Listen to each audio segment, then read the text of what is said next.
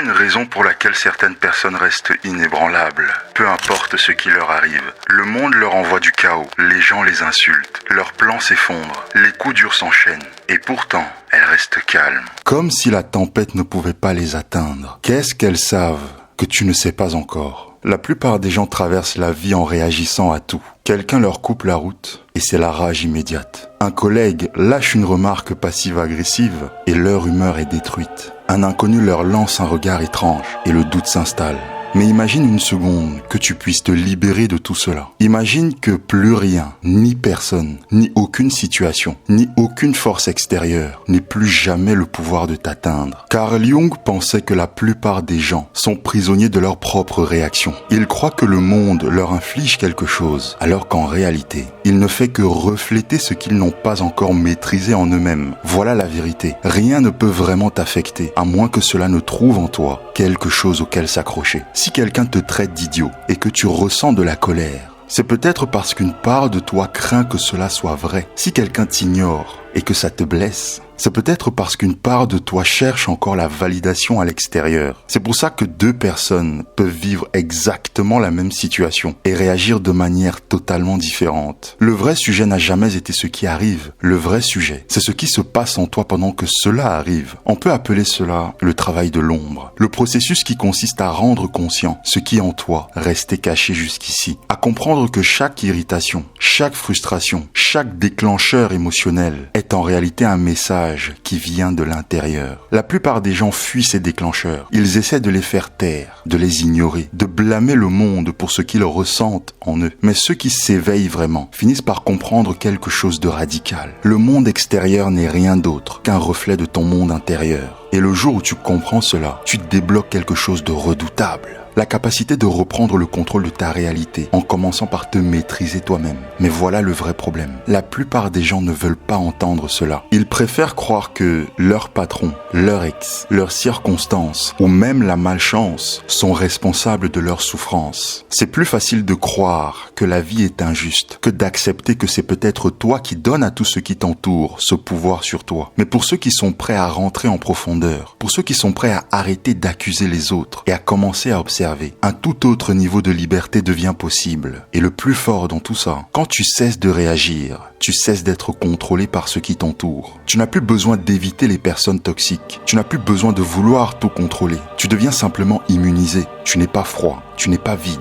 tu n'es pas sans émotion, mais tu deviens intouchable. La plupart des gens passent leur vie à essayer de contrôler des choses qu'ils n'ont jamais été en mesure de contrôler. Ils veulent que tout se passe comme ils l'avaient imaginé. Et quand ce n'est pas le cas, ils souffrent. Ils se mettent en colère quand quelqu'un leur manque de respect. Ils se sentent trahis quand la vie ne suit pas leur plan. Ils prennent tout personnellement, comme si l'univers les visait directement. Mais voici la vérité. Dans ce monde, rien n'est réellement sous notre contrôle, à part une seule chose, notre perception. Carl Jung avait compris quelque chose que la plupart ne verront jamais. Le monde extérieur est neutre. Il n'est ni bon, ni mauvais, ni juste, ni injuste. Il l'est, point. La seule chose qui lui donne une valeur, c'est le filtre à travers lequel tu le regardes. Réfléchis à ça avec moi. Deux personnes vivent exactement la même situation. Une rupture, une perte d'argent, un échec. L'une s'effondre, elle se détruit, convaincue qu'elle a tout perdu. L'autre y voit une leçon, une opportunité, un passage vers quelque chose de plus grand. La différence, leur perception. Carl Jung disait, tant que tu ne rends pas l'inconscient conscient, il dirigera ta vie et tu appelleras cela le destin. Autrement dit, tant que tu ne vois pas les histoires que tu te racontes sur les autres, sur le succès, sur ta valeur, tu continueras de réagir sans comprendre pourquoi. Tu auras l'impression que les circonstances de la vie te tombent dessus, alors qu'en réalité, elles ne font que passer à travers toi et c'est là que ça devient intéressant. Plus tu essayes de contrôler le monde extérieur, plus tu lui donnes du pouvoir sur toi. Le moment où tu as besoin que quelqu'un te respecte, il a du pouvoir sur toi. Le moment où tu as besoin qu'une situation se déroule d'une certaine façon, elle te contrôle. Le moment où tu as besoin que la vie soit juste, tu te condamnes à être déçu. Mais à partir du moment où tu lâches cette illusion, tout bascule. Tu deviens libre. Libre du regard des autres. Libre de la peur d'échouer. Libre de ce besoin épuisant de vouloir que tout corresponde à tes attentes. Regarde bien. Les personnes vraiment intouchables ne sont pas celles qui contrôlent tout. Ce sont celles qui se maîtrisent elles-mêmes. Elles restent calmes dans le chaos, immobiles dans la tempête, indifférentes face aux insultes, inébranlables face à l'incertitude. Elles ont compris quelque chose que la plupart des gens ignorent. Le contrôle est une illusion. Et le jour où tu arrêtes de nourrir ton besoin de contrôle, tu deviens réellement puissant. Et voici le paradoxe. Quand tu n'as plus besoin que les choses se passent comme tu le veux, elles commencent souvent à s'aligner. Quand tu n'as plus peur du regard des autres, tu deviens naturellement plus confiant. Quand tu arrêtes de courir après le succès par désespoir, les opportunités commencent à apparaître pour toi. Quand tu arrêtes de résister à la vie et que tu commences à te laisser porter par elle, tout semble se mettre en place. Et ce n'est pas juste de la philosophie, c'est aussi ce que montrent les neurosciences. Plus tu t'obsèdes à vouloir contrôler quelque chose, une personne, un résultat ou même tes propres pensées, plus tu crées de la résistance. C'est pour ça que ceux qui sont désespérés en amour finissent par le repousser, que ceux qui ont peur d'échouer sabotent leurs propres actions et que ceux qui veulent tout contrôler sont souvent ceux qui se sentent le plus impuissants. Alors, pose-toi cette question. Est-ce que tu vis en réaction ou est-ce que tu maîtrises ta perception? Parce que le jour où tu comprends que rien à l'extérieur de toi n'a de pouvoir sur toi, la vie ne ressemble plus du tout au même jeu. Faisons un exercice ensemble. Imagine une scène. Tu marches tranquillement dans la rue. Tu es dans ton monde. Et soudain, quelqu'un te lance une insulte. Peut-être qu'il te traite d'incompétent. Peut-être qu'il te traite de faible. Ou qu'il te dit que tu ne feras jamais rien de ta vie. Maintenant, arrête-toi une seconde. Que se passe-t-il en toi à cet instant précis? La plupart des gens réagissent immédiatement. Ils se défendent ou ils se sentent blessés. Leur émotion prend le contrôle avant même qu'ils aient le temps de réfléchir. Le cœur s'accélère, la colère monte. Ou pire, ils rejouent la scène encore et encore dans leur tête,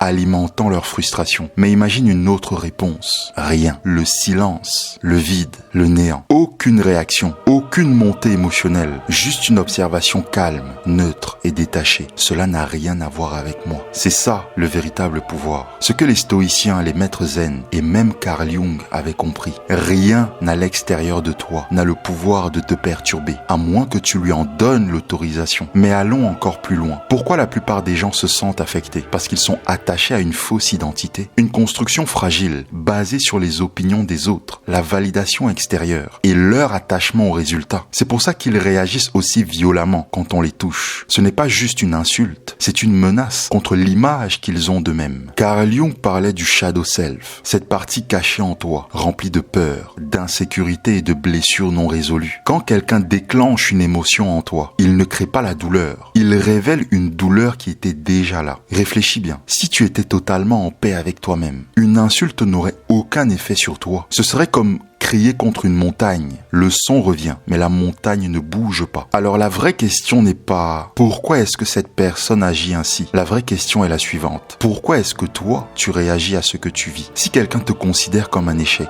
est-ce que cela te touche parce qu'au fond, tu as peur que ce soit vrai? Si quelqu'un te manque de respect, est-ce que cela t'énerve parce que tu cherches encore à être reconnu? Si les choses ne se passent pas comme prévu, est-ce que tu t'effondres parce que tu es attaché à un résultat précis? Le problème n'est pas le monde. Le problème, c'est la manière dont tu le vois. Le vrai pouvoir n'est pas dans le fait de faire taire le monde, d'éviter les critiques ou d'éliminer les problèmes. Le vrai problème, c'est de développer un esprit inébranlable. Un esprit qui n'a pas besoin de validation extérieure. Un esprit qui ne s'effondre pas face aux obstacles de la vie. Un esprit qui comprend que tout commence et tout se termine dans la perception que l'on a. Et ça, ce n'est pas juste une idée, c'est un conditionnement. Les études montrent que la réactivité émotionnelle est une habitude. Ton cerveau crée des circuits qui renforcent tes réactions. Plus tu laisses le monde extérieur contrôler tes émotions, plus cela devient automatique. Mais voici la bonne nouvelle. Tu peux reprogrammer tout ça. Les neuroscientifiques ont démontré que grâce à la pleine conscience, au recadrage cognitif et à l'exposition volontaire à l'inconfort, tu peux entraîner ton cerveau à devenir moins réactif. Petit à petit, les insultes cessent de te toucher. Les échecs ne te définissent plus. L'incertitude ne te fait plus peur. Et à ce moment-là, tu deviens réellement intouchable. Pas parce que le monde a changé, mais parce que toi, tu as changé. Mais il y a quelque chose d'étrange dans la nature humaine. Les gens pensent qu'ils réagissent au monde, alors qu'en réalité, ils réagissent à eux-mêmes. Imagine une seconde, quelqu'un t'insulte. Les mots te transpercent comme une lame. Maintenant,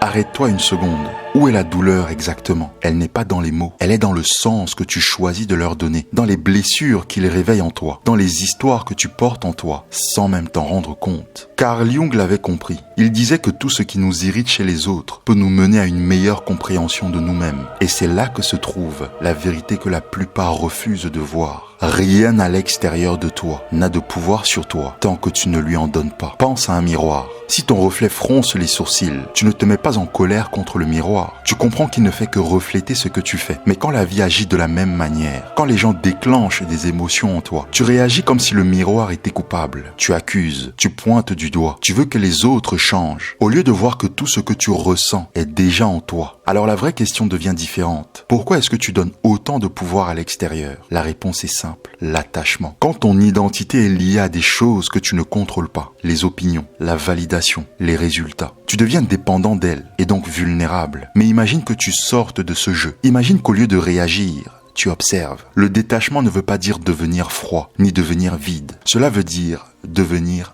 intouchable. Ça veut dire comprendre que tu n'es pas tes émotions, tu es celui qui les observe. Pense à une tempête, le vent hurle, les éclairs frappent, tout semble chaotique. Mais au-dessus de ça, le ciel reste intact. Toi, tu es le ciel, tu n'es pas la tempête. C'est pour ça que le vrai pouvoir n'est pas dans le contrôle du monde, mais dans le contrôle de ta perception. Et voilà la partie que peu de gens anticipent. Quand tu arrêtes de réagir, tu commences à influencer la réalité. Les gens qui t'entourent le sentent. Ils ne peuvent plus te déstabiliser, ils ne peuvent plus te manipuler, ils ne peuvent plus atteindre ta paix parce que tu ne leur donnes plus accès. Et à partir de là, c'est toi qui reprends le contrôle. Alors la question devient, comment est-ce que tu entres dans cet état de présence intouchable? C'est exactement ce que tu vas découvrir maintenant. Tout commence par un changement radical de conscience. Comprendre une chose simple mais dérangeante. Tu n'as jamais vraiment réagi au monde. Tu as toujours réagi à l'interprétation que ton esprit en faisait. Réfléchis-y avec moi encore un instant. Deux personnes vivent exactement la même situation. Et pourtant, elles en ressortent avec des émotions totalement différentes. Quelqu'un te bouscule dans la rue. L'un hausse les épaules et continue sa route comme si de rien n'était. L'autre le prend personnellement et rumine pendant des heures. L'événement est identique, mais la réaction change tout. Pourquoi selon toi? Parce que la réaction n'a jamais été liée à l'événement lui-même. Elle a toujours été liée à la perception. Carl Jung parlait encore une fois du shadow self. Ces parties inconscientes que tu refuses de voir en toi. Ces blessures que tu caches. Ces émotions que tu rejettes. Et pourtant, ce sont elles qui te contrôlent. Pourquoi certains mots te déclenchent? Pourquoi certaines personnes te font sortir de toi? Parce qu'elles appuient sur des zones en toi que tu n'as pas encore regardées en face. Si quelqu'un peut manipuler tes émotions facilement, c'est qu'il tient une partie de toi que tu ne t'es pas encore appropriée. Voilà le vrai travail. Devenir inébranlable ne consiste pas à supprimer tes émotions, mais à les voir clairement et leur retirer leur pouvoir. Au lieu de fuir tes déclencheurs, observe-les. Au lieu d'accuser les autres, demande-toi simplement quelle partie de moi est en train d'être exposée ici. Imagine un échiquier. La plupart des gens vivent comme des pièces. Ils réagissent à chaque mouvement. Ils subissent la partie. Mais la vraie maîtrise, c'est de devenir le joueur, celui qui voit l'ensemble, celui qui anticipe et plus encore, devenir celui qui observe la partie depuis au-dessus, celui qui voit tous les coups avant qu'il ne soit joué. C'est ça le vrai détachement, pas de l'indifférence, de la maîtrise de soi. Tu n'ignores pas tes émotions, tu les comprends tellement profondément qu'elles ne te contrôlent plus. Tu passes de prisonnier à observateur. Et voici la partie la plus étrange de la vidéo. Le jour où tu arrêtes de réagir, le monde commence à réagir à toi. Ton énergie change, tu ne recherches plus la validation, alors les autres commencent à la chercher chez toi. Tu ne réponds plus à la négativité, alors tu perds son pouvoir. Tu n'es plus une marionnette émotionnelle, tu deviens celui qui tient les fils. La clé, c'est la conscience en temps réel. À chaque instant, tu as deux choix. Réagir automatiquement ou observer consciemment. La prochaine fois que quelqu'un essaie de te provoquer, prends une pause à cet instant précis, juste avant de réagir, sans l'émotion monter. Mais au lieu de la suivre, regarde-la comme un scientifique qui observe une expérience. Calme, curieux, détaché, mais attentif. C'est là que se trouve ton pouvoir. Mais une question reste en suspens. Comment faire pour que cet état devienne naturel? Comment faire pour que ça ne soit plus un effort, mais une seconde nature chez toi? C'est exactement ce que tu vas découvrir en cliquant sur la vidéo qui s'affiche à l'écran maintenant. Parce que devenir inébranlable, c'est regagner ton pouvoir et embrasser ta souveraineté.